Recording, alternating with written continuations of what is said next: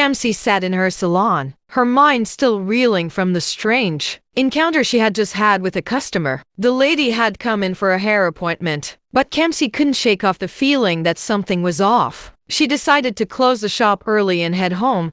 As soon as she got home, Kamsi called her neighbor and recounted the entire experience. Her neighbor listened attentively, but simply advised her to forget about it and get some rest. Kamsi went to bed, but her sleep was fitful. She woke up a few hours later, her hands throbbing in pain. She was shocked to see that they had swollen up. Panic set in as she cried out for her mother, who came rushing into the room. Her mother calmed her down and advised her to go to the hospital to get checked out. The doctors prescribed some medication and bandaged her hands. But Kamsi couldn't shake off the feeling that something sinister was at play. She went back home, still worried and lost in thought. Her mind kept wandering back to the lady who had come into her salon. She tried to brush off the feeling, but it only seemed to intensify. She decided to go back to bed, hoping that a good night's sleep would help her feel better. But when she woke up the next morning, her hands had swollen up even more. She couldn't even lift them up. That's when she decided to call her mentor, Madam Joyce. Madam Joyce listened to her story and advised her to go to the church immediately and seek prayers from the pastor. Kamsi rushed to the church,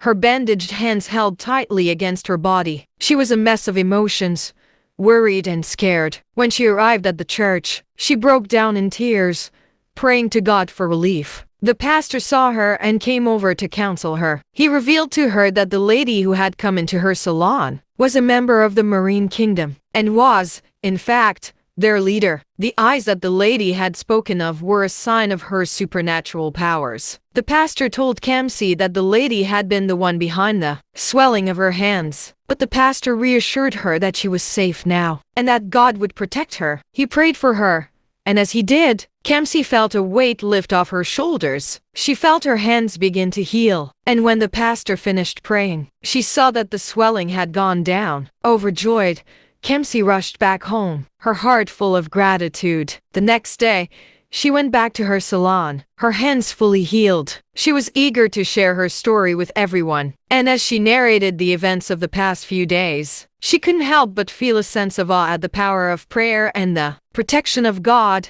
From then on, Kamsi made sure to be more careful and discerning in her workplace, knowing that the spiritual realm was real and that she needed to be vigilant. Get 'em.